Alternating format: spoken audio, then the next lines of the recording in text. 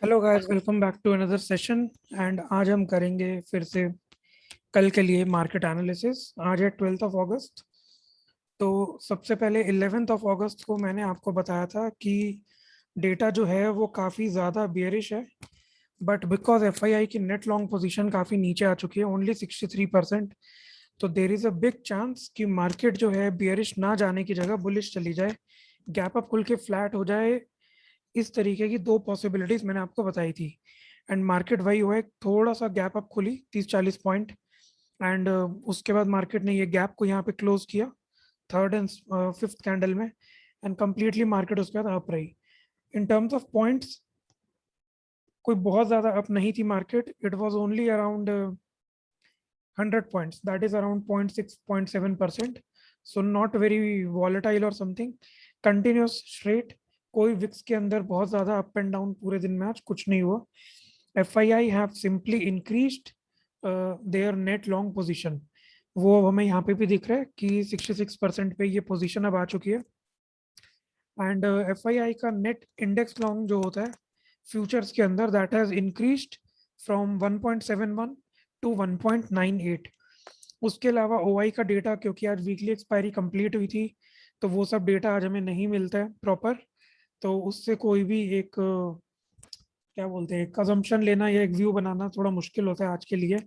And even on Friday थोड़ा सा difficult होता है, बिकॉज OI डेटा कंपैरेटिवली बहुत कम आता है फ्राइडे को, बिकॉज वो वीक का जस्ट नई नई वीकली सीरीज का जस्ट पहला दिन होता है।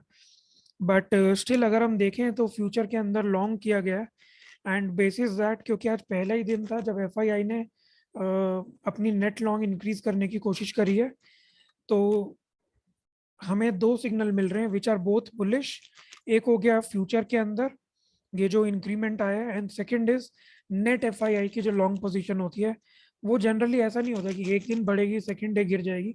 वो जनरली 2 से 7 दिन, ये जनरल एक ऑब्जर्वेशन है, 2 से 7 दिन तक कंटिन्यूस बढ़ती है। उसके बाद वो स्टेबल हो जाती है या फिर वो डाउन आनी शुरू होती है। तो आज ये पहला ही दिन है जब ये इंक्रीज हुई है। तो for tomorrow I have given this comment in this Excel sheet कि future long has increased and net put short is greater than net call short। It can be a flat to up, यानी कि market flat खुल के फिर एक upside का एक volatile, not volatile but एक काफी फास्ट मोमेंटम दे सकती है। या मार्केट हो सकता है गैप अप खुल जाए और उसके बाद फ्लैट हो जाए पूरा दिन।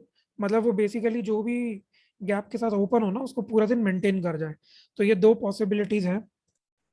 अब इसको कंफर्मेशन लेने का, बिकॉज आज थर्सडे का दिन है और इतना हमारे पास डेटा नहीं है, और क्या तरीका हम लगा सकते हैं। तो कुछ मेजर अगर हम स्टॉक्स को चेक करें जिनका इंडेक्स के अंदर परसेंटेज ज़्यादा है, तो वहाँ भी यही होना चाहिए, करेक्ट, बिकॉज FII ने नेट इंक्रीज की अपनी position. So this is HDFC। मैं अल्फाबेटिकल ऑर्डर में जा रहा हूँ। अगर आप HDFC को देखोगे तो ये बेसिकली एक अपने प्रीवियस, यहाँ पे आप कह सकते हो इसका एक रेजिस्टेंस है। बेसिकली ये दो candle, then again this one, ये दो कैंडल इधर हैं, फिर ये एक जोन है बेसिकली। आप देखो यहाँ से 3 से 4 बार रिवर्ट हुआ है, और ये बड़े वाली कैंडल पे इसने इसको ब्रेक किया है। अब ये 3-4 दिन से वहीं पे बैठा हुआ है। तो HDFC काइंड ऑफ एक ब्रेकआउट पोजीशन पे बैठा हुआ है। अब अगर इनकी नेट लॉन्ग इंक्रीज हुई है तो यहाँ ब्रेकआउट आने के चांसेस अच्छे हो जाते हैं। Next is HDFC bank, something similar, ये एक रेजिस्टेंस जोन में बैठा है। अगर इस, अब अगर FII नेट लॉन्ग इंक्रीज कर रहा है तो यहाँ भी ब्रेकआउट आ सकता है। Then we go for ICICI bank, यहाँ पे भी कुछ ऐसा ही है। ये दो लंबे लंबे ब्रेकआउट के कैंडल थे, फिर 4-5 दिन से थोड़ा सा नरम हो गया था। अगेन आज एक सॉलिड ग्रीन कलर की कैंडल आई है। Then let's go and check TCS। TCS भी ऑलरेडी अप है आज, ऑल्दो इसके ऊपर एक लॉन्ग विक है अपसाइड से, so not very promising. And then we come Reliance. तो रिलायंस बेसिकली मोर और लेस दिस इज 2118। सो 9 रुपये डाउन है रिलायंस कल से, नथिंग मच। बट आप ऑलरेडी अब रिलायंस का पैटर्न अगर थोड़ा फॉलो करते हो तो आपको मालूम होगा, जब मार्केट बढ़ रही होती है तो बाकी सब स्टॉक्स पार्टिसिपेट करते हैं, जब मार्केट गिरने लगती है तब रिलायंस पार्टिसिपेट करता है। मतलब वो कुशन इफेक्ट प्रोवाइड करता है निफ्टी के अंदर। तो रिलायंस से यहाँ पे बहुत ज़्यादा कुछ इंडिकेशन नहीं मिलेगा। तो ये हमारे मेजर सभी स्टॉक्स हो गए।